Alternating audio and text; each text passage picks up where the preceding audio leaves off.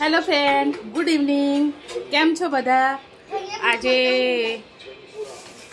અમારું પાર્સલ આવી ગયું છે. ક્યારની રાહ જોતી હતી, કારણ લગભગ અઠવાડિયા જેવું થઈ ગયું. મેં આ ફ્લિપકાર્ટમાંથી મંગાવ્યું હતું, જે ઇડલીનું કુકર છે, ઇડલી મેકર છે. તો જોઈએ કેવું આવ્યું છે. મારા હસબન્ડ ઓપન કરે છે.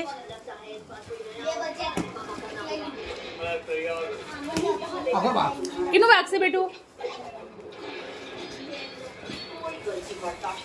અમે રિવ્યૂ દેખ્યા હતા, એની અંદર તો પિક્ચર્સ મતલબ ઇડલીના કુકરના પિક્ચર બહુ મતલબ મોટું દેખાતું હતું, અને અત્યારે સાઇઝમાં બહુ નાનું અમને રિસીવ થયું છે. પિક્ચર્સમાં મોટું લાગતું હતું.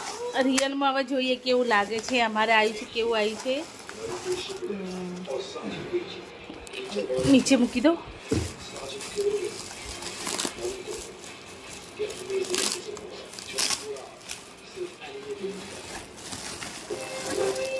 કેટલી પ્લેટો આવી છે? 1 2 કેટલી? 3 છે ને? ઇડલીની 3 પ્લેટો છે. જો ક્વોલિટી તો સારી છે ને? સારી છે. બધા એક મિનિટ બતાવો. ઇડલીની 3 પ્લેટો નથી, 4 છે ને? કુલ 16 ઇડલી બનશે. અને 2 ઢોકળા માટેની પ્લેટો છે. એક મોટી સાઈઝ છે ને એનાથી થોડી નાની સાઈઝ, અને ખમણ માટેની બી પ્લેટ છે ને? હા, ના, ખમણની એક જ છે. ઓરે ને આ ઢોકળા માટે છે. હા, મુઠિયા બી બને એના.